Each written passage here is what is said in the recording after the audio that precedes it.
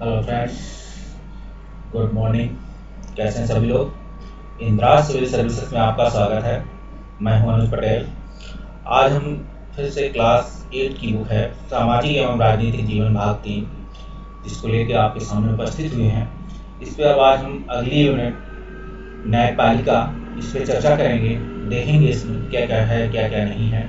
इससे पहले आपको हमारा पढ़ाया हुआ कैसा लग रहा है। अगर अच्छा लग रहा है तो कमेंट बॉक्स में लिखें, नहीं अच्छा लग रहा है, कोई कमी है, कुछ छूट जा रहा, कुछ समझने में कमी है तो प्लीज़ नोट डाउन करें, मैं फुलफिल करूँगा उनको। चलिए चैप्टर स्टार्ट करते हैं। तो न्यायपालिका की बात करते हैं कि न्यायपालिका में क्या क्या है, कैसे अपने यहाँ न्यायपालिका का गठन होता है।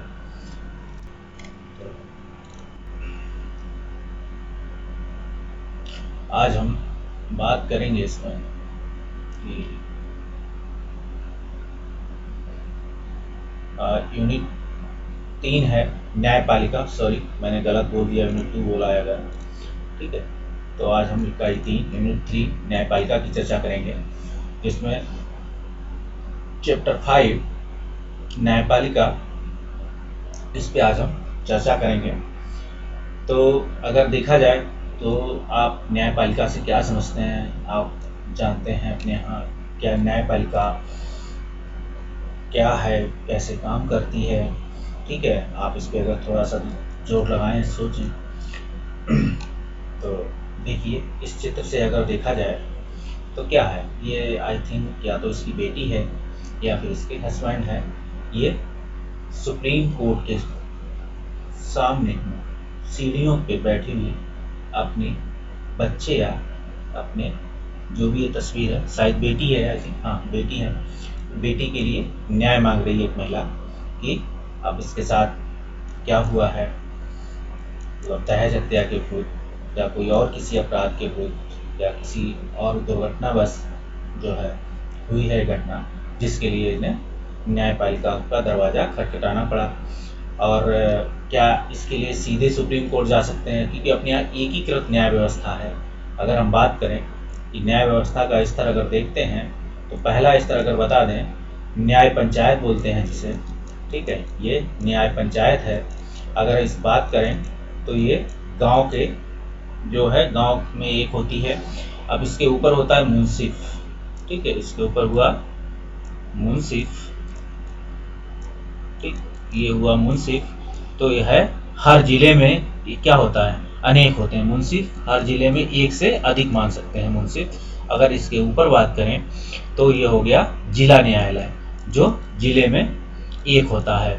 इसके ऊपर की बात करें अगर तो ये हो गया उच्च न्यायालय, जो भारत में इस समय कितने हैं, लगभग अगर देखा जाए अब प्रेजेंट टाइम में 24 हैं आई थिंक, मुझे लगता है जहाँ तक। इसके बाकी फिर भी आप एक बार, ये करंट अपडेट है, समसामय की मुद्दा, इसको चेक करिए। आई थिंक 24 हैं, ठीक है। और इसके सबसे ऊपर है ये सर्वोच्च न्यायालय, जो देश के लिए एक होता था। इससे पहले अगर हम बात करें 1935-37 के दौरान एक फेडरल कोर्ट हुआ करता था, वो सुप्रीम कोर्ट की भांति हुआ करता था। लेकिन अपने यहाँ का जो सुप्रीम कोर्ट है, वो जैसे अपने यहाँ 26 जनवरी 1950 को गणतंत्र लागू हुआ था, उसी तरीके से 26 जनवरी 1950 को न्यायपालिका जो फेडरल कोर्ट या सुप्रीम कोर्ट जिसे कहें, उसका उद्घाटन या उसकी शुरुआत हुई थी, ऐसे कहते हैं अपने यहाँ की बात, ठीक है। तो इस तरीके से इसको देख सकते हैं। आगे चर्चा करते हैं। चलिए, अगर हम इस यूनिट में देखें क्या क्या पढ़ना है और कैसे न्याय दिलाना है। अगर हम न्याय की बात करें तो अपने यहाँ क्या है, कार्यपालिका है, न्यायपालिका है, और जैसे आर्टिकल 50 क्या है, पृथक्करण के नियम के आधार पे है। जैसे विधायिका का अपना काम करेगी, कार्यपालिका अपना काम करेगी और न्यायपालिका अपना काम करती है। और न्यायपालिका को कुछ विशेष सुविधाएं दी गई हैं कि जो उसके कार्यों में हस्तक्षेप ना किया जाए, क्योंकि वो न्याय का काम करती है। अब तो सुप्रीम कोर्ट अगर अपने उसके अधिकारों में हनन होता है तो सुप्रीम कोर्ट स्वयं उन चीज़ों का संज्ञान ले लेता है, PIL के थ्रू कोई अगर उसको डाल दे या स्वयं संज्ञान ले सकता है कि हमारे अधिकारों का उल्लंघन है, तो वो उसको सरकार के डिसीजन पे रिव्यू कर देती है, गाइडलाइन दे देती है, ठीक है, कि इस बेसिक स्ट्रक्चर इसका बिगड़ रहा है, ये न्याय व्यवस्था बिगड़ रही है, ऐसा सुप्रीम कोर्ट न्याय व्यवस्था हमारे यहाँ बोलती है। चलिए आगे शुरुआत करते हैं। अगर बात करें इसमें, तो ये है आपकी न्यायपालिका, जिसे हम कहें जुडिशरी। ठीक, आपने बताया आपको कि क्या है, अपने यहाँ एकीकृत न्याय व्यवस्था है, लेकिन हर स्तर पर जुड़ी हुई है। अगर आप यहाँ हार जाते हैं इसके ऊपर जाइए, यहाँ हार जाए, अगर कोई इसके ऊपर जाइए, यहाँ हार जाए तो इसके ऊपर जाइए, यहाँ हार जाए तो इसके ऊपर चले जाएं। आप सबसे अंत के अपने यहाँ ये किया जाता है कि संविधान जो है वकीलों का स्वर्ग है। क्यों कहा ऑस्टिन ने? इसीलिए क्योंकि हर स्तर पर क्या है, आपको वकील चुनाव को वकील कोर्ट हराते रहेंगे, जिताते रहेंगे, हराएंगे और आपको आगे बेचते रहेंगे। आप चलते रहिए ऐसे। तो ये अपने यहाँ वकीलों का स्वर्ग है जिसे बोलते हैं। तो एकीकृत न्याय व्यवस्था है, आप चले जाइए। अगर आपके सीधे मूल अधिकारों का हनन हो रहा है तो आपको कहीं नहीं जाने देगा, आप सीधे जाइए उच्च न्यायालय जाइए आर्टिकल 226 के तहत, और नहीं तो इससे ऊपर आपको जाना है तो आप सीधे सुप्रीम कोर्ट पहुंच जाइए आर्टिकल 32 के तहत। ठीक है, अगर जब भी आपके मूल अधिकारों का हनन हो रहा हो। चलिए न्यायपालिका की बात करते हैं अब।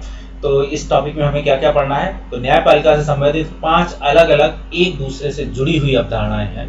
ठीक है, 5 अलग अलग एक दूसरे से जुड़ी अवधारणाएं चर्चा की गई है। न्यायपालिका की स्वतंत्रता उसकी जिम्मेदारियों के निर्वहन के लिए बहुत महत्वपूर्ण है।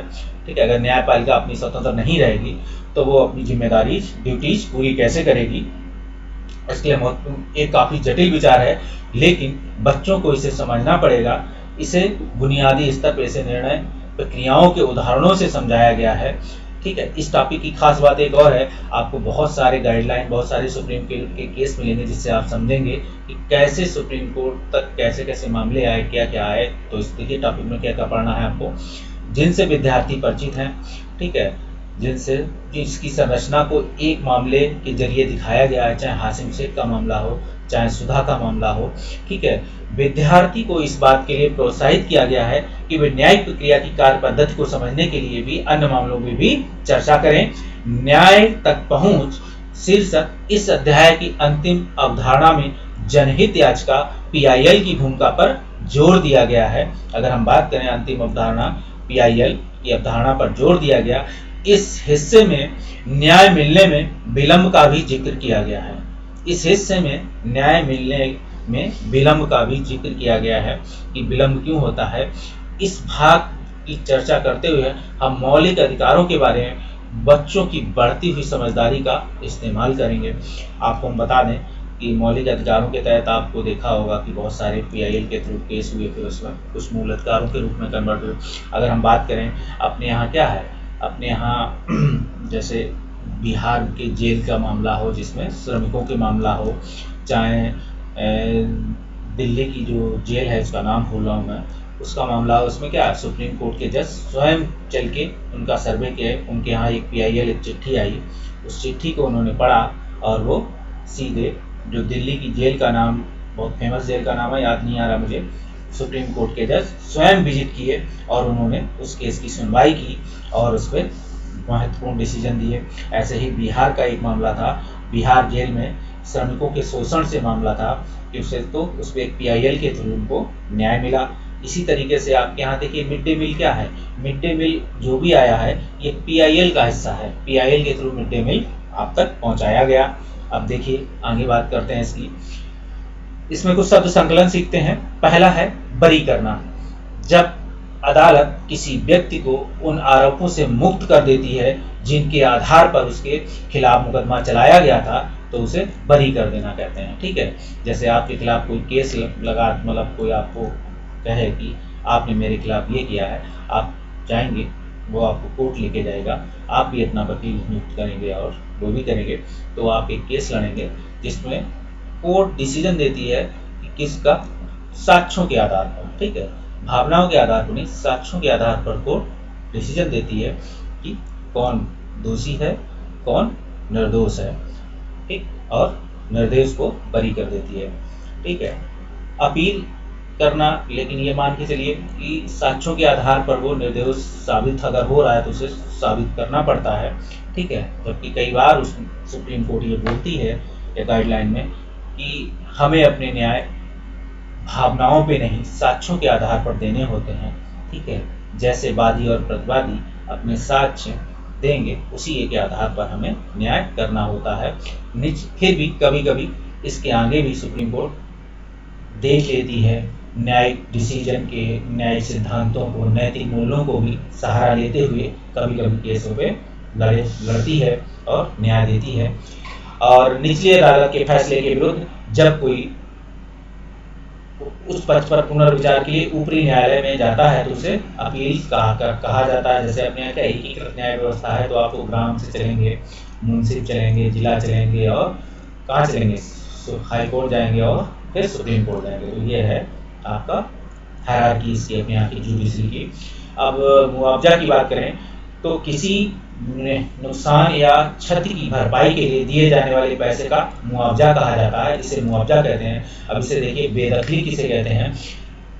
अभी लोग जिस जमीन मकानों में रह रहे हैं, यदि उन्हें वहां से हटा दिया जाता है तो उसे बेदखली कहा जाता है। उल्लंघन किसी कानून को तोड़ने या मौलिक अधिकारों के हनन की क्रिया का उल्लंघन कहा जाता है। ठीक है, किसी कानून को तोड़ने या मौलिक अधिकारों के हनन की क्रिया को क्या कहा जाता है, ठीक है, उल्लंघन कहा जाता है। ठीक, अब अगर बात करें आगे, चैप्टर 5 है तो शुरुआत करते हैं। तो इस चैप्टर का एक शुरुआत में होता है कि क्या इस चैप्टर का क्रक्स है। तो देखिए, अखबार पर नज़र डालते ही आपको देश भर की अदालतों द्वारा किए जा रहे कामों की एक झलक मिलने लगती है, लेकिन क्या आप बता सकते हैं कि हमें इन अदालतों की ज़रूरत क्यों पड़ती है। ठीक है, हमें अदालत की ही क्यों ज़रूरत पड़ती है। तो न्यायपालिका क्या है, न्यायपालिका है कि जैसे विधायिका, कार्यपालिका या राज्य और आपस में मतलब केंद्र और राज्यों के विवाद, या राज्यों के विवाद, या मौलिक अधिकारों के हनन पर क्या है, न्यायपालिका को स्वतंत्रता प्रदान की गई है कि वो लोगों को न्याय दे।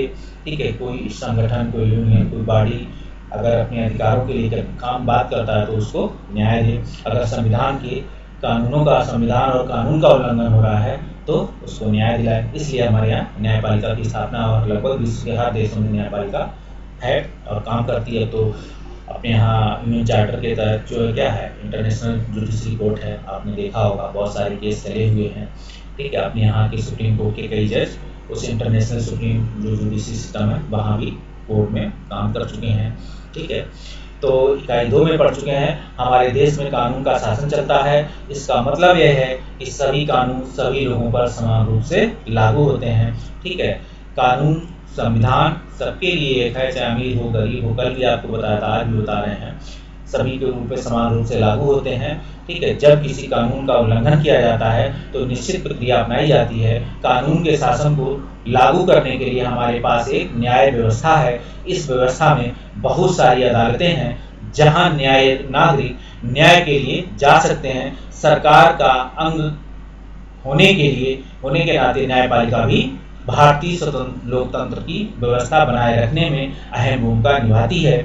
इस भूमिका को केवल इसलिए निभा पाती है क्योंकि यह स्वतंत्र है। और स्वतंत्र न्यायपालिका का क्या मतलब होता है, क्या इस आपके पास की आसपास की अदालत, नई दिल्ली में स्थित सर्वोच्च न्यायालय के बीच क्या संबंध है। ठीक है, जैसे आपके पास, आप जिस राज्य में रह रहे होंगे उसकी अदालत जिला कोर्ट के पास है तो ठीक है, मुंसिफ है।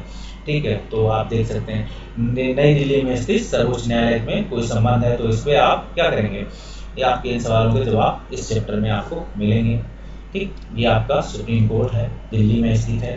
ठीक है, आप देख सकते हैं। और देखिए, न्यायपालिका की क्या भूमिका है। अगर हम बात करें, अदालतें बहुत सारे फैसले पर, मुद्दों पर क्या है, फैसले सुनाती है। यह तय कर सकती है कि शिक्षकों को विद्यार्थी की पिटाई नहीं करनी चाहिए, ये न्यायपालिका बता सकती है। वे राज्यों के बीच नदियों के पानी के बंटवारे का फैसला दे सकती हैं। ठीक है, आपको पता है ट्रिब्यूनल से रिलेटेड है जो नदियों का बंटवारा है। ठीक है, और इसे बात करें, वे किसी अपराध के लिए लोगों को सजा दे सकती हैं। न्यायपालिका के कामों को मोटे तौर पर 3 निम्नलिखित भागों में बांटा गया है। पहली बात करें, विवादों का निपटारा। न्यायपालिका क्या है, विवादों का निपटाती है, न्याय दिलाती है। न्याय व्यवस्था नागरिकों को सरकार, 2 राज्य सरकारों और केंद्र राज्य सरकारों के बीच पैदा होने वाले विवादों के लिए हल करने की क्रियाविधि मुहैया कराती है। अगर हम न्यायिक समीक्षा की बात करें तो संविधान की व्याख्या का अधिकार मुख्य रूप से न्यायपालिका के पास ही होता है। ये इस नाते यदि न्यायपालिका को ऐसा लगता है कि संसद द्वारा पारित किया गया कोई कानून संविधान के आधारभूत ढांचे का उल्लंघन करता है तो उसे कानून को रद्द कर सकती है। उसे न्यायिक क्या समीक्षा, इसे हम आर्टिकल की बात करेंगे अगर तो 137 आई थिंक क्लियर न्यायिक जो न्यायिक समीक्षा की बात है उस आर्टिकल की अगर हम बात करें अगर तो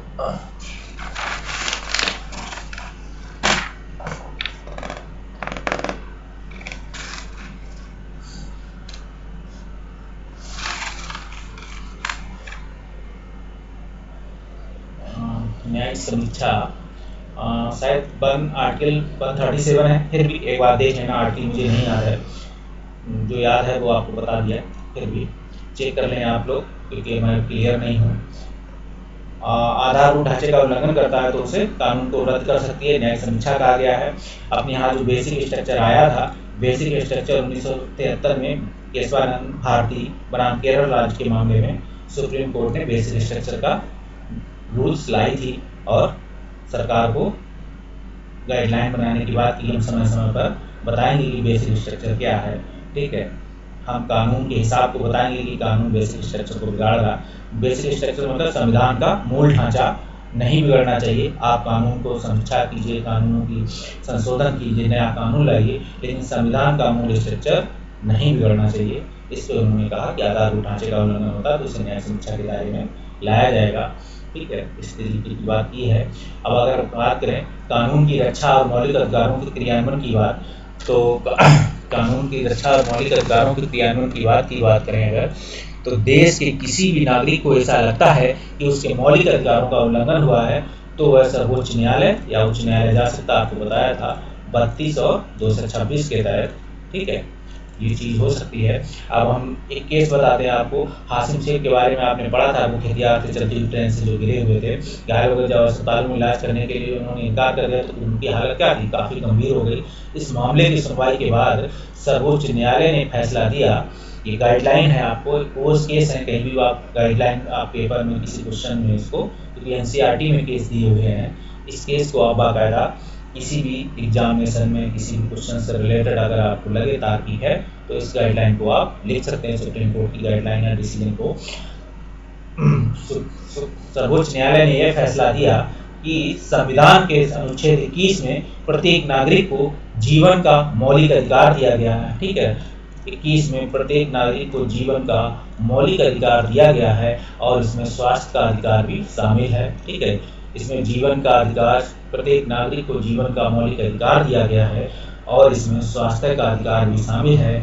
फलस्वरूप न्यायालय ने पश्चिमी बंगाल सरकार को आदेश दिया, फलस्वरूप क्या किया, न्यायालय ने पश्चिमी बंगाल सरकार को यह आदेश दिया कि वह अस्पतालों की लापरवाही के कारण हासिम शेख की जो नुकसान हुआ है उसका मुआवजा दे। आपने देखा होगा कि हासिम शेख को क्या था, वहाँ ये कह दिया गया था कि मेरे यहाँ बेड नहीं खाली है, ठीक है, तो उसे दूसरे अस्पताल में गया तो वहाँ क्या, मेरे पास डॉक्टर नहीं है इससे रिलेटेड, इस पे उसने केस कर दिया था।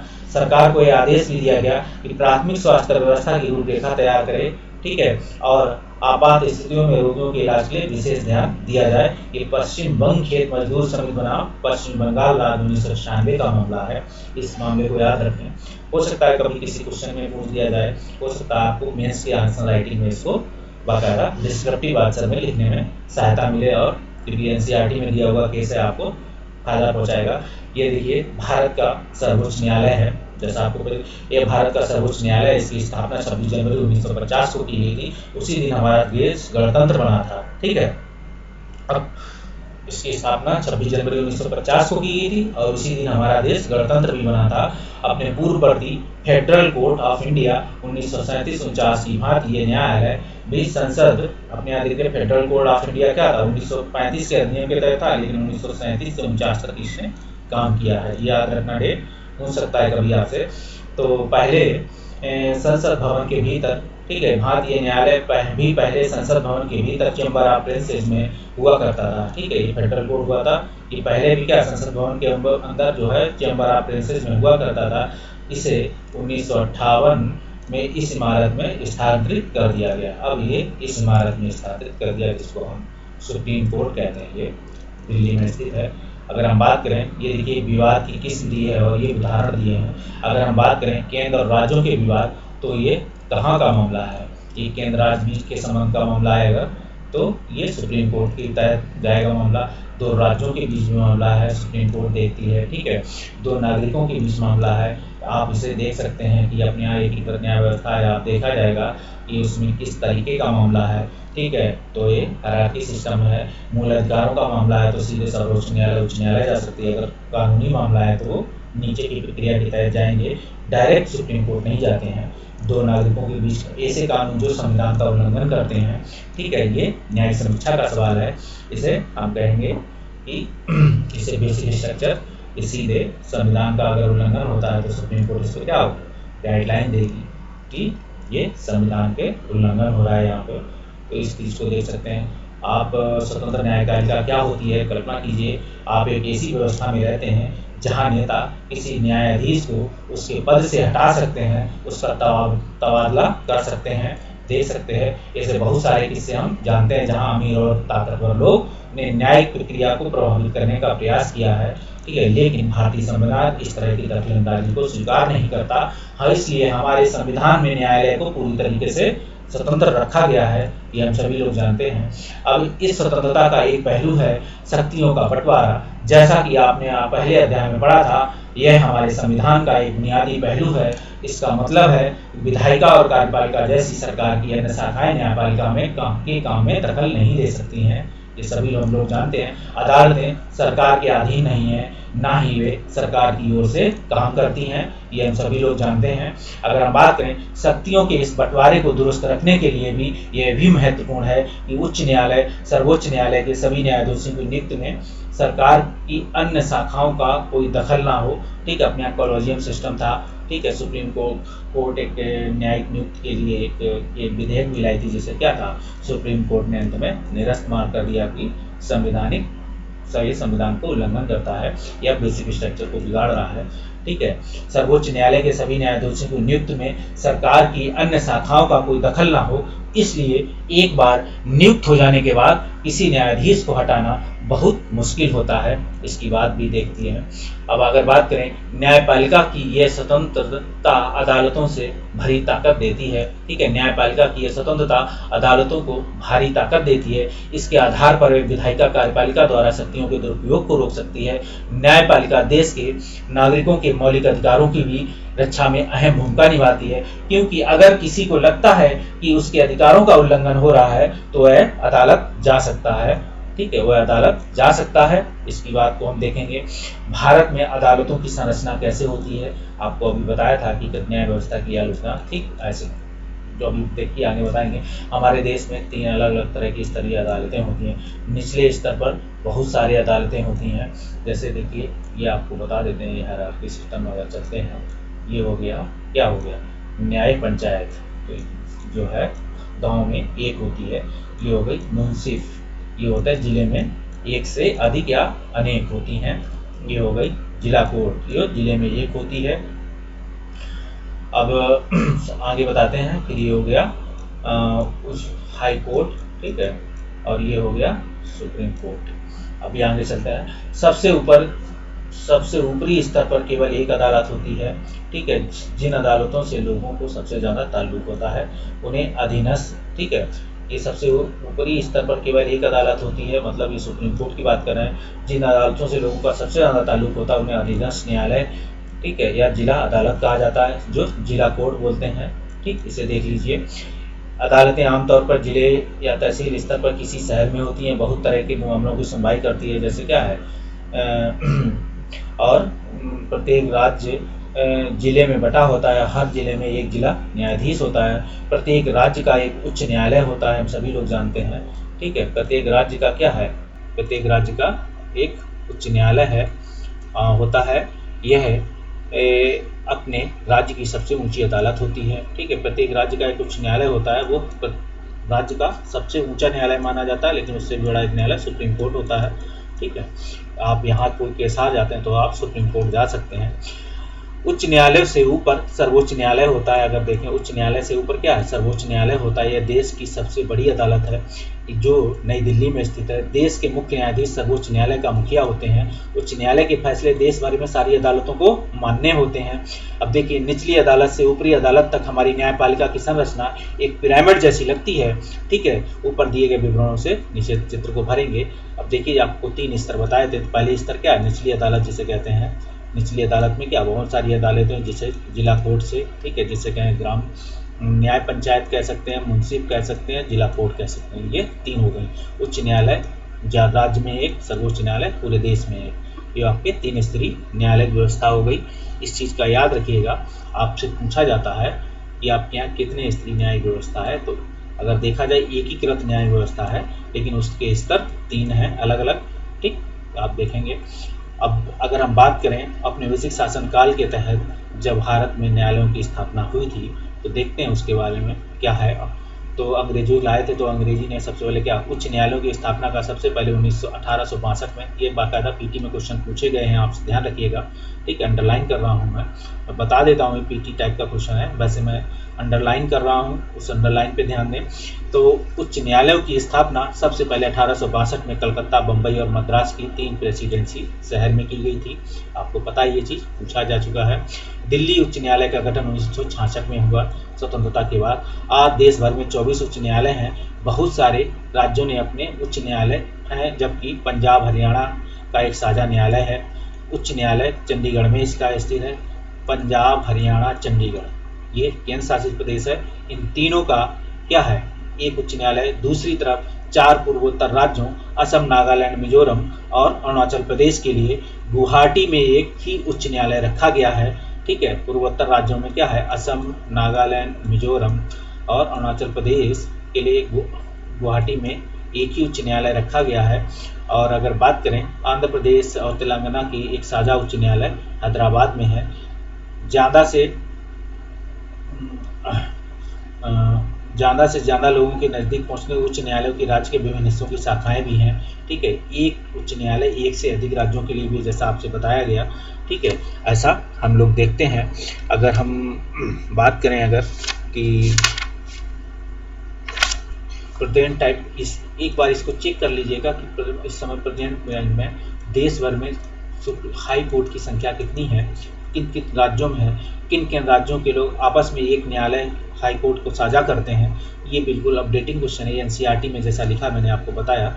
ये देखिए मद्रास उच्च न्यायालय की क्या है, बिल्डिंग्स है, जो सबसे पहले 3 प्रेसिडेंसियों के तहत कलकत्ता, बम्बई और मद्रास में उच्च न्यायालय की स्थापना की गई थी। आपको पता है, अगर आप यहाँ से कोई केस हारते हैं तो आप सीधे इंग्लैंड में प्रिसी काउंसिल होता था, वहाँ न्यायिक व्यवस्था थी, वहाँ जाके केस लड़ना होता था। उस समय ऐसी व्यवस्थाएं हुआ करती थी।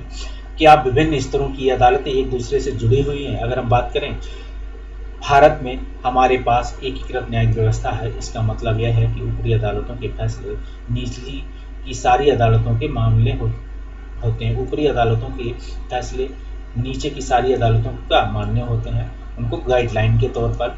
इस एकीकरण को समझने के लिए अपील की व्यवस्था को देखा जा सकता है। ठीक है, क्योंकि अगर आप निचली अदालत में कोई केस हार जाते हैं तो आप ऊपर की अदालत में दरवाज़ा खटखटाते हैं, तो वो जो भी डिसीजन देती है, क्योंकि ये उसके सुपीरियर कोर्ट में है, तो इसका डिसीजन नीचे वाले को मानना पड़ता है। अगर यहाँ भी कुछ लगता है हाथा तो इसके ऊपर जाएगा, तो ये व्यवस्था चलती रहती है। अगर किसी व्यक्ति को ऐसा लगता है कि निचली अदालत द्वारा दिया गया फैसला सही नहीं है, तो उसे ऊपर की अदालत में अपील कर सकता है। अपीली अधिकार है अपने यहाँ। ठीक है, अपील की व्यवस्था को समझने के लिए आइए एक मुकदमे पर विचार करें। यह राज्य दिल्ली प्रशासन बनाम लक्ष्मण कुमार एवं अन्य राज्य का मुकदमा है, जो निचली अदालत से सर्वोच्च न्यायालय तक लड़ा गया है। फरवरी 1980 के फरवरी महीने में लक्ष्मण कुमार ने 20 वर्षीय सुधा गोयल से विवाह किया था। वे दिल्ली में फ्लैट में रहते थे। ठीक है, लक्ष्मण कुमार, और वहाँ लक्ष्मण के भाई और उसके परिवार के भी लोग रह रहे थे। और 2 दिसंबर 1980 को सुधा की अस्पताल में मौत हो गई, वह जल गई थी। सुधा के घर वालों ने अदालत में मुकदमा दायर कर दिया। निचली अदालत के सामने यह मुकदमा आया तो 4 पड़ोसियों को भी गवाह के तौर पर बुलाया गया। पड़ोसियों ने अपने बयान में कहा कि 1 दिसंबर की रात उन्होंने सुधा की चीख सुनी थी और मामला जानने के लिए वे बलपूर्वक लक्ष्मण के घर में घुसे। वहां उन्होंने देखा कि सुधा की साड़ी में आग की लपटें उठ रही थीं। उन्होंने सुधा को एक बोरे और कंबल में लपेटकर आग बुझाई। सुधा ने उन्हें बताया कि उसकी सास शकुंतला ने उसके ऊपर मिट्टी का तेल डाला था और लक्ष्मण कुमार ने आग लगाई थी। मुकदमे के दौरान सुधा के परिवार वालों और एक पड़ोसी ने कहा कि सुधा के ससुराल वाले उसके साथ बहुत ज़्यादा मारपीट करते थे। उसकी मांग थी कि पहले बच्चे के पैदा होने पर उन्हें एक बड़ी रकम, एक स्कूटर और एक फ्रिज दिया जाए। अपने बचाव में लक्ष्मण और उसकी मां ने कहा कि सुधा दूध गर्म कर रही थी, तभी उसकी साड़ी में आग लग गई। सभी बयानों और साक्ष्यों के आधार पर निचली अदालत ने लक्ष्मण और उसकी मां शकुंतला को और सुधा के जेठ सुभाष चंद्र को दोषी करार दिया और तीनों को मौत की सजा सुनाई। ठीक है, अब केस आगे बढ़ा। इन लोगों ने केस में जब इनको मौत की सजा सुनाई गई, इनको भी न्याय मिलने का हक है। इन्होंने क्या काम किया, इसने अपने ऊपर वाले न्यायालय में क्या किया, इन्होंने अपने 1983 में नवंबर महीने में तीनों आरोपियों ने इस फैसले के खिलाफ उच्च न्यायालय में अपील दायर कर दी। दोनों तरफ से वकीलों के तर्क सुनने के बाद उच्च न्यायालय ने फैसला लिया कि सुधा की मौत एक दुर्घटना थी, वह मिट्टी के तेल से जलने वाले स्टोव से जली थी। अदालत ने लक्ष्मण, शकुंतला और सुभाष को तीनों को बरी करार कर दिया। ठीक है, अब देखिए मामला पलट गया। अब इस मामले को लेकर जो पीड़ित पक्ष था वो फिर ऊपर के 1980 का दशक आता है। ठीक है, देश भर में महिला संगठन दहेज हत्याओं के लिए उस समय आवाज़ उठा रहे थे। ठीक है, जैसा आपको बताया था पिछली क्लास में, महिलाएं इकट्ठी होकर दहेज हत्याओं के विरुद्ध आवाज़ उठाने लगी। इस पर कानून बनाने के लिए बात हो रही थी। इस पे बात पर दुख था कि अदालतें इस तरह की घटनाओं में दोषियों को दंडित नहीं कर पा रही हैं। उच्च न्यायालय के उपरोक्त फैसले से ऐसी जागरूक महिलाओं को काफ़ी परेशान कर दिया। उन्होंने कई जगह धरने प्रदर्शन किए। उच्च न्यायालय के फैसले के खिलाफ सर्वोच्च न्यायालय में एक और अपील दायर की गई। ठीक है, यह appeal Indian federation of women's lawyers नामक संगठन की तरफ से दायर की गई। ठीक है, Indian federation of women's lawyer के नामक संगठन की तरफ से दायर की गई थी।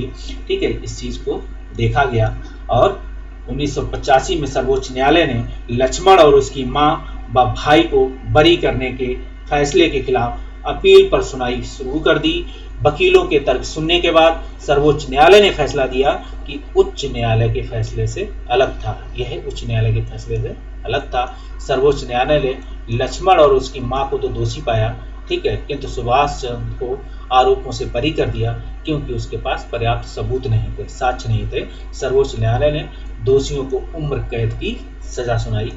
ठीक, उन्हें जैसे निचली कोर्ट ने क्या था, मौत की सजा दी थी, उन्होंने मौत की सजा ना देकर इसे उम्र कैद की सजा सुनाई, जो शायद आज भी आई थिंक जेल में होंगे, अगर होंगे सासारी। तो इस तरीके से हम देखते हैं। अगर हम और आगे बात करते हैं कि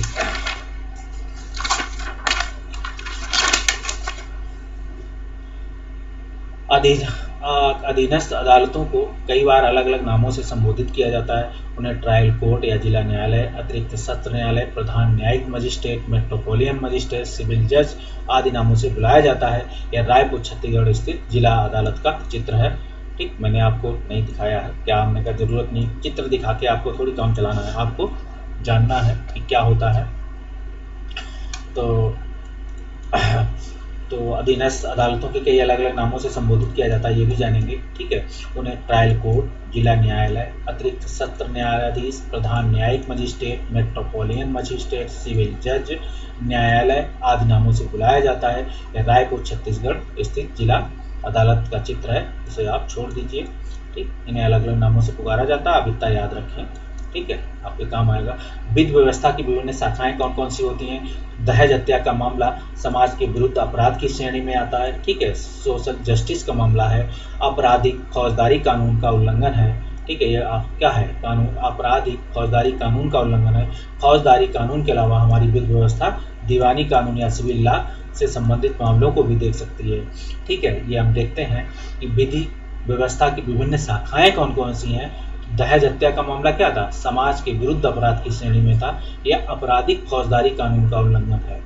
फौजदारी कानून के अलावा हमारी विधि व्यवस्था में दीवानी कानून, ठीक, या सिविल लॉ जिसे बोलते हैं से संबंधित मामलों को भी देखती है। आपको बताया कि बहुत सारे और भी आईपीसी है, सीआरपीसी है, ठीक है, बहुत सारी व्यवस्थाएं हैं अलग अलग संविधान में, अलग जैसे अलग अलग को केस हैं तो अलग अलग उनके लिए कानून है। अब बात करें अगर फौजदारी कानून दीवानी कानून में अंतर क्या है, तो आपको बताते हैं आज। देखिए बेसिक चीज़ है, आपको इससे ज़्यादा सरल और भाषा में कहीं कुछ मिलेगा नहीं। तो देखिए, और इससे अच्छा आप लिखेंगे तो इससे अगर आप यही भाषा में लिखेंगे तो इससे तो और बहुत ही सरल सटीक भाषा है।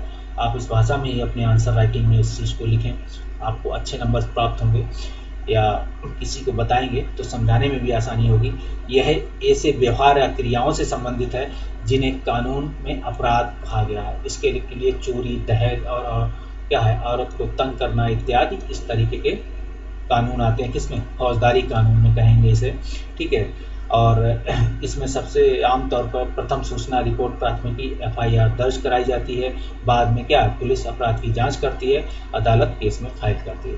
24 घंटे के अंदर अदालत ले जाना होता है। अगर किसी के खिलाफ आप एफआईआर दर्ज कराओ, उसको पकड़कर पुलिस 24 घंटे के अंदर कोर्ट के अंदर ले जाती है। लेकिन ले जाने के दौरान के समय को 24 घंटे में नहीं गिना जाता, इसे आपको रखें। अगर व्यक्ति दोषी पाया जाता है उसे जेल भेजा जा सकता है, उस पर जुर्माना लगाया किया जा सकता है, ठीक है। इस चीज़ को देखेंगे। अब हम देखते हैं दीवानी कानून क्या होता है। इसका संबंध व्यक्ति विशेष के अधिकारों के उल्लंघन, व्यक्ति विशेष के अधिकारों का उल्लंघन अवहेलना से होती है। उदाहरण के लिए जमीन की बिक्री, ठीक है, चीज़ों की खरीदारी, किराया, तलाक आदि के विवाद, ये क्या दीवानी कानून में है। प्रभावित पक्ष की ओर से न्यायालय में याचिका दायर की जाएगी। अगर मामला किराए से संबंधित है तो मकान मालिक या किराएदार मुकदमे दायर कर सकता है। अदालत राहत की व्यवस्था करती है। उदाहरण के लिए अगर मकान मालिक किराएदार के बीच विवाद है तो अदालत यह आदेश दे सकते हैं किराएदार मकान को खाली करे, बकाया किराया चुकाए। ये हो गया दीवानी कानून के तहत। अब क्या हर व्यक्ति अदालत जा सकता है, शरण में जा सकता है? सिद्धांततः भारत में सभी नागरिक देश के न्यायालय की शरण में जा सकते हैं। इसका अर्थ है प्रत्येक नागरिक को अदालत के माध्यम से न्याय मांगने का अधिकार है, ठीक है। अगर बात करें, न्यायालय हमारे मौलिक अधिकारों की रक्षा में बहुत महत्वपूर्ण भूमिका निभाते हैं। हम सभी लोग जानते हैं कि न्यायालय क्या है, हमारे मौलिक अधिकारों की रक्षा में बहुत महत्वपूर्ण भूमिका निभाते हैं। अगर किसी नागरिक को ऐसा लगता है कि उसके मौलिक अधिकारों का उल्लंघन हो रहा है तो है न्याय के लिए अदालत में जा सकता है। अदालत की सेवाएं भी इसके लिए उपलब्ध हैं, लेकिन वास्तव में गरीबों के लिए अदालत में जाना काफ़ी मुश्किल होता है, ठीक है। इसके लिए भी अपने यहाँ क्या है, सरकार ने अगर कोई गरीब है या अगर कोई ऐसा है तो उसके लिए भी जो है सरकार की तरफ से न्याय सुविधा प्रदान की जा सकती है।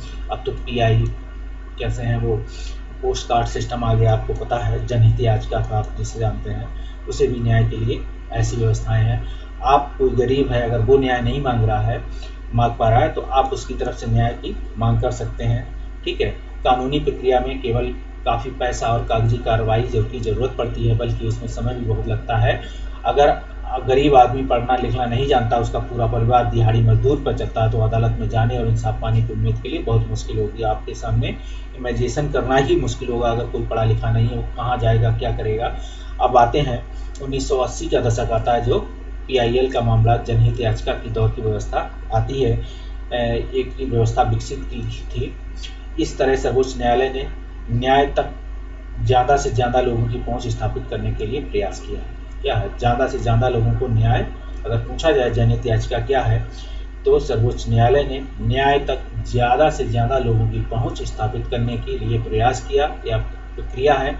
न्यायालय ने किसी व्यक्ति या संस्था को ऐसे लोगों की ओर से जनहित याचिका देने का अधिकार दिया जिनके अधिकारों का उल्लंघन हो रहा हो। यह उच्च न्यायालय, यह याचिका उच्च न्यायालय या सर्वोच्च न्यायालय में दायर की जा सकती है, ठीक है।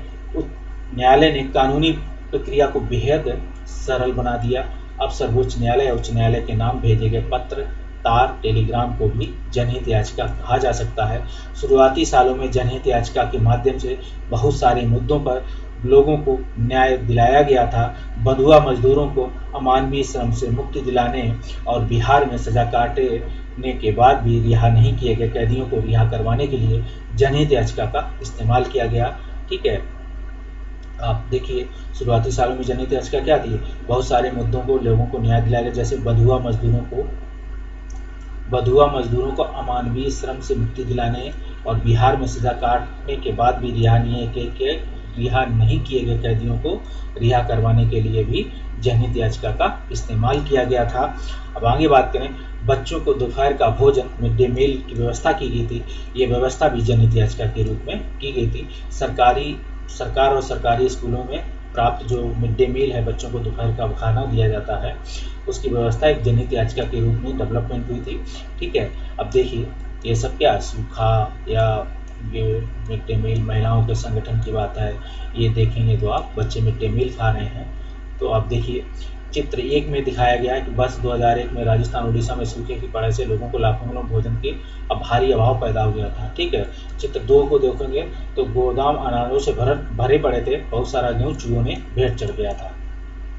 इस स्थिति को देखते हुए people's union for civil liberties, ठीक है, याद रखिएगा यह संगठन people's union for civil liberty PUCL के नामक एक संगठन ने सर्वोच्च न्यायालय में जनहित याचिका दायर की। याचिका में कहा गया कि संविधान के अनुच्छेद 21 में दिए गए जीवन के मौलिक अधिकार में भोजन का अधिकार भी शामिल है। राज्य की इस दलील को भी गलत साबित कर दिया गया कि उसके पास संसाधन नहीं है। इसका यह आधार था कि सरकारी गोदाम अनाज से भरे पड़े हुए थे। तब सर्वोच्च न्यायालय ने आदेश दिया कि सबको भोजन उपलब्ध कराना राज्य का दायित्व है, ये ड्यूटीज है। ठीक है, देखिए कोरोना के काल में सभी राज्य क्या है, अपने राज्य के लोगों के लिए या उस राज्य में जो लोग निवास हैं उस समय आए हैं, तो भले ही उस राज्य का नहीं है, उस राज्य में लोगों को भोजन उपलब्ध करा रहा है। अगर राशन कार्ड दे रहा है, ठीक, कार्ड के माध्यम से राशन कार्ड भी वितरित हो रहा है।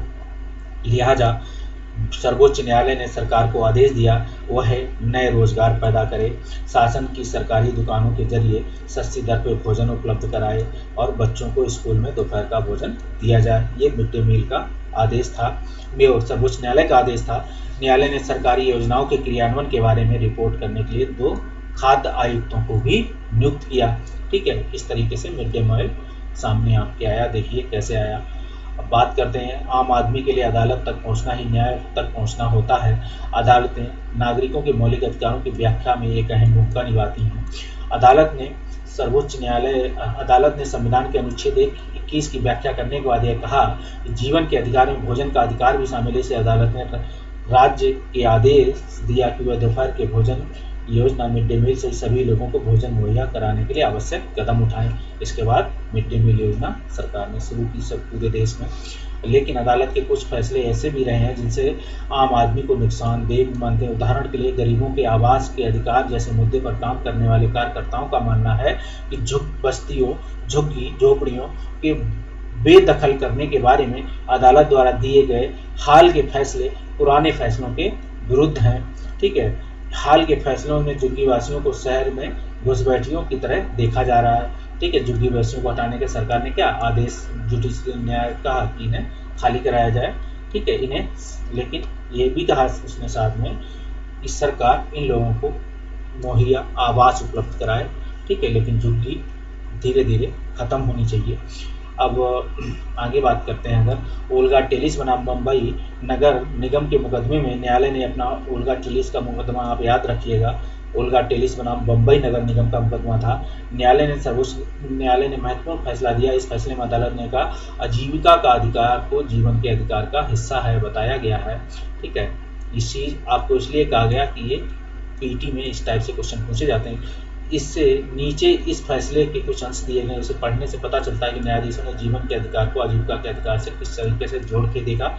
अनुच्छेद 21 द्वारा दिए गए जीवन के अधिकार का दायरा बहुत व्यापक है। आप देखिए सरकार आज अनुच्छेद 21 और संविधान में बाकी मूल अधिकारों के सारे अनुच्छेदों को देखें, मूल अधिकारों के सिर्फ, तो बराबर पड़ जाते हैं, क्योंकि इसके अनुच्छेद 21 में इतने सब क्लास हो गए हैं कि खुद ही अनुच्छेद इतना बड़ा हो गया है जिसमें सारे मूल अधिकार धीरे धीरे क्या है, जैसे लग रहा हो कि अनुच्छेद 21 से ही सारे अधिकारों का जन्म हुआ हो।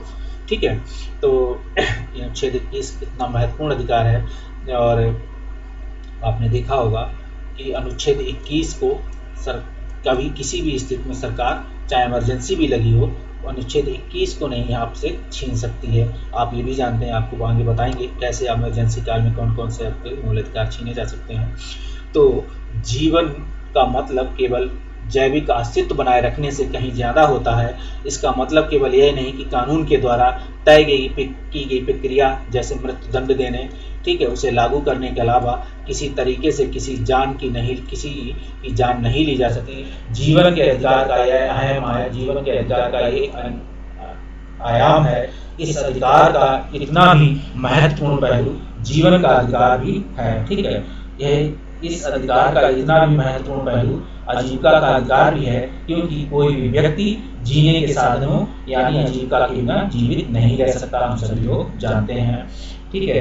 किसी व्यक्ति को पटरी झुग्गी बस्ती के उजाड़ देने पर आजीविका के साधन और नष्ट हो जाते हैं। एक ऐसी बात है जिसे हर मामले में साबित करने की जरूरत नहीं है। प्रस्तुत मामले में अनुभवी साक्ष्यों से सिद्ध हो जाता है कि आज कार्यकर्ता झुग्गी और पटरियों पर रहते हैं, क्योंकि वो शहर में छोटे मोटे काम धंधों में लगे रहते हैं। उनके पास रहने की कोई जगह नहीं होती। वे अपने काम करने की जगह के आसपास किसी पटरी पर या झुग्गियों में रहने लगते हैं। इसलिए अगर उन्हें पटरी या झुग्गियों को हटा दिया जाए तो उनका रोजगार ही खत्म हो जाएगा। इससे निष्कर्ष निकलता कि आज कार्यकर्ता को उजाड़ने से वे अपनी आजीविका से हाथ धो बैठेंगे, इस प्रकार जीवन वंचित हो जाएंगे। आप इसको देख सकते हैं, नैतिक मूल्यों का सहारा लिया गया है यहाँ पे। जैसा कि फैसले जबकि पहले वाले फैसले 1985 में उनका टेलीस नाम मुंबई नगर निगम के मुकदमे में दायर फैसले में जो निवासियों को आजीविका बचाने का प्रयास किया जा रहा था, न्याय तक आम लोगों की पहुंच को प्रभावित करने वाला मुद्दा था, क्योंकि मुकदमे की सुनवाई में अदालतें कई साल लगा देती हैं। इस देरी से ध्यान में रखते अक्सर कहा जाता है इंसाफ में देरी या इंसाफ का कत्ल होता है, ठीक है। जैसे कि अगर इंसाफ में या न्याय मिलने में देरी की बात की गई थी, तो ये यही बात है। अब देखिए, ये पीएसी हिरासत में हासिमपुरा हादसे की 20वीं बरसी में 22 में 1987 की बात है। देखिए क्या है चित्र में, 22 में 1987 मारे गए हासिमपुरा में 43 मुसलमानों की कुछ परिजन दिखाई दे रहे हैं। ये परिवार पिछले 20 साल से न्याय के लिए संघर्ष कर रहे हैं। मुकदमा शुरू होने में जो इतना विलम्ब हुआ, इसके कारण सितंबर 2002 में सर्वोच्च न्यायालय ने मामला उत्तर प्रदेश से दिल्ली स्थानांतरित कर दिया था, ठीक है। मामला दिल्ली में था, उत्तर प्रदेश का था हासिमपुरा में, लेकिन इसे दिल्ली स्थानांतरित कर दिया क्योंकि वहाँ क्या था, वहाँ कोर्ट सुनवाई नहीं कर रही थी। ये मुकदमा अभी भी जारी है। इसमें प्रोविंशियल आर्म्ड कांस्टेबलरी पीएसी के 19 लोगों की हत्या कर दी गई थी। प्रोविंशियल आर्म्ड कांस्टेबलरी जिसे कहते हैं पीएसी के 19 लोगों की हत्या या अन्य अपराधी मामलों के आरोपों में मुकदमे चलाए जा रहे हैं। इस मुकदमे में 2007 तक केवल 3 गवाहों के बयान दर्ज किए गए थे। 24 मई 2007 को प्रेस लखनऊ के लिया गया एक फोटो है। अब देखिए 26 नवंबर 2007 को भारत के मुख्य न्यायाधीश के.जी. बालाकृष्णन ने भारत में कहा था, भारतीय न्यायपालिका में 26 न्यायाधीशों लेस एक सर्वोच्च न्यायालय, 725 स्वीकृत पदों वाले 21 उच्च न्यायालय, प्रेजेंट टाइम में 24 है, याद रखिएगा। जिनमें 1 मार्च 2007 को क्या है 597 न्यायाधीश थे और 14,477 अधीनस्थ न्यायाधीश। 31 दिसंबर 2004 को उनकी वास्तविक संख्या 11,767 थी। भारत में न्यायाधीशों की संख्या की स्थानीय उच्चतम न्यायालय में देखिए स्वीकृत पद कितने हैं, 31, याद रखिएगा। कार्यरत इतने हैं। इसमें भी अब जो है बढ़ोतरी होगी, 6 पद रिक्त हैं, बढ़ते रहे। उच्च न्यायालय में 1089 पद स्वीकृत हैं, ठीक है, और 687 पद क्या है कार्यरत हैं, रिक्त कितने हैं। जिला और अधीनस्थ न्यायालय में 21,320 पद स्वीकृत हैं और 16,383 पद में काम कर रहे हैं। ये 30 जून 2016 की स्थिति है। न्यायाधीशों की कमी से मुकदमा करने वाले न्यायालयों होने वाले प्रभाव की चर्चा। न्यायाधीशों की कमी से मुकदमा करने वालों को न्याय मिलने में होने वाले प्रभाव की चर्चा करें। इस बात की भी हम देखेंगे। इस बात से इनकार नहीं किया जा सकता कि लोकतांत्रिक भारत में न्यायपालिका ने एक महत्वपूर्ण भूमिका निभाई। न्यायपालिका ने कार्यपालिका और विधायिका की शक्तियों पर अंकुश लगाया, ठीक है। न्यायपालिका ने कार्यपालिका और विधायिका की शक्तियों पर अंकुश लगा दिया और नागरिकों के अधिकारों को सुरक्षा क्या प्रदान की। संविधान सभा के सदस्यों ने एक ऐसी न्यायपालिका का बिल्कुल सही सपना देखा था जो पूरी तरह स्वतंत्र हो, हमारे लोकतंत्र का एक बुनियादी पहलू है। इस तरीके से हम बात देखेंगे, ये हमारे लोकतंत्र का एक बुनियादी पहलू है, इस पर भी हम बात करेंगे। अब देखिए अभ्यास प्रश्न आ गए, इससे पहले हम थोड़ी सा और अगर बात करेंगे, ठीक है, अगर हम बात करें इस पर थोड़ी सी इसी जगह पे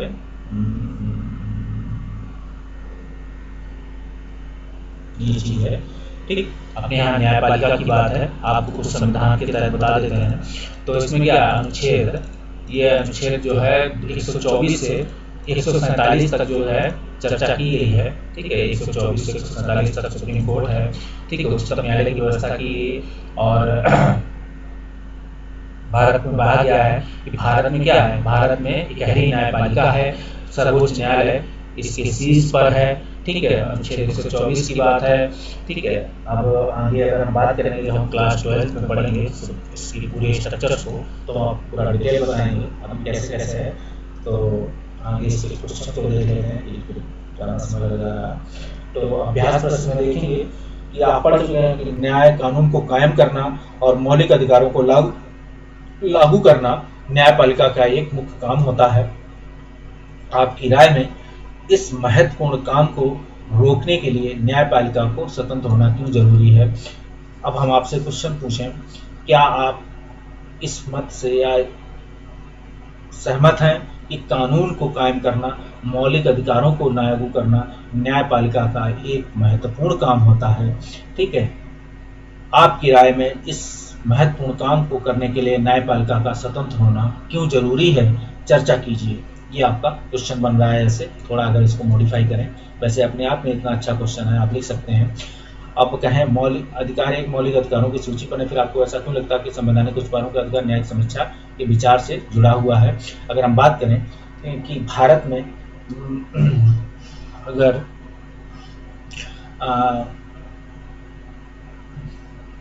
आप चर्चा मूल अधिकारों से आप क्या समझते हैं, और मूल अधिकारों के उल्लंघन पर संवैधानिक उपचारों के अधिकार के तहत भारतीय लोगों को या लोगों को न्यायिक समीक्षा का जो अधिकार मिला हुआ है वो कहाँ तक, अभी तक उसका कहाँ तक न्यायिक समीक्षा के तहत लोगों को न्याय मिला है, और न्याय कहाँ तक न्याय मिला है, आप चर्चा कीजिए उदाहरण सहित। आपको इसमें केस मिल जाएंगे बहुत सारे, ठीक है।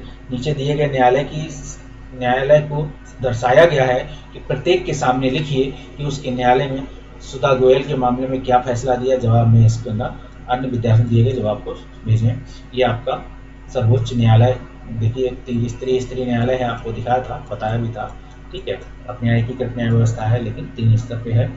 सुधा गोयल के मामले में सुधा को ध्यान में रखते दिए गए बयान को पढ़िए, सही उत्तर का निशान लगाइए। पहला है आरोपी इस मामले में उच्च न्यायालय गए, ठीक है, क्योंकि वो निचली अदालत में फैसले से सहमत नहीं थे, ठीक। तो आप पढ़िए, सही टिक लगाना है। वे सर्वोच्च न्यायालय के फैसले के खिलाफ उच्च न्यायालय चले गए, ठीक है। आरोपी सर्वोच्च न्यायालय के फैसले से संतुष्ट नहीं थे, वो दोबारा निचली अदालत में जा सकते हैं। आपको बेसिक का सवाल है, बताइए आपको क्यों लगता है कि 1980 के दशक में शुरू हुई जनहित याचिका की व्यवस्था से इंसाफ के लिहाज में महत्वपूर्ण कदम थी?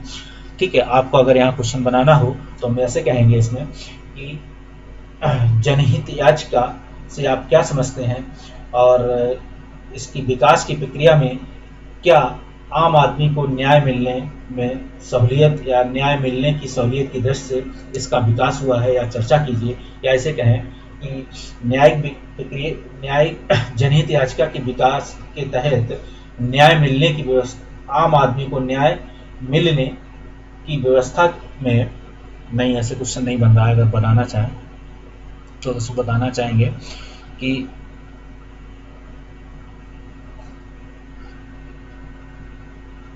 क्या आप इस राय से सहमत हैं कि जो जनहित याचिका जो एक न्यायिक विकास प्रक्रिया के तहत जन्मी है, 1980 के दशक में जनहित याचिका का विकास, आम आदमी को न्याय मिलने के लिए जनहित याचिका का विकास हुआ, और इस जनहित याचिका के माध्यम से कहाँ तक आम लोगों को न्याय या इंसाफ मिला? आप चर्चा कीजिए, उदाहरण दीजिए, उदाहरण सहित बताइए।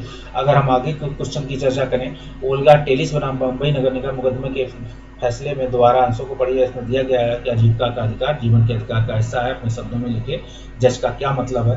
तो हम कहें व्यक्ति, आप क्या इस राय से सहमत हैं कि जीवन व्यक्ति को जन्म होने से ही कुछ प्राकृतिक अधिकार मिले होते हैं, उसमें से एक है जीवन का अधिकार, ठीक है, जो अपने भारतीय संविधान में आर्टिकल 21 के तहत दिए गए हैं।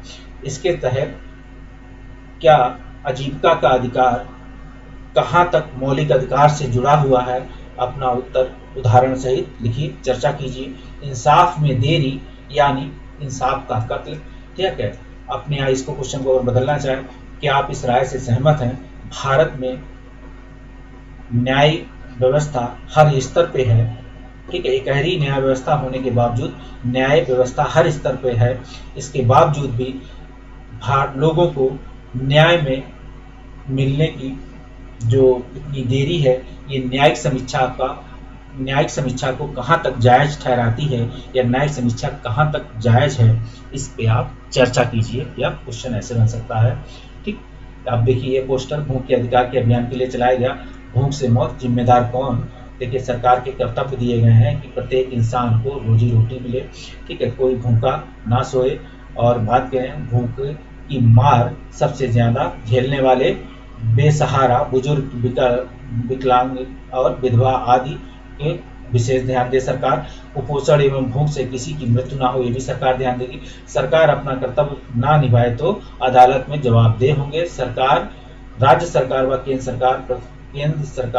केंद्र शासित प्रदेशों को मुख्य सचिव प्रशासक, ठीक। ये देखिए भूखे पेट भरे गोदाम नहीं चलेगा, नहीं चलेगा, ये एक यूनियन का नारा है। उच्चतम न्यायालय का फैसला है आपका। ये कोई एक पीपल्स जो आपको दिखाया था अपने आप को poster. So thank you watch मी। मिलते हैं अगले वीडियो में, तब तक के बाय बाय, गुड नाइट और गुड मॉर्निंग, फिर मिलते हैं।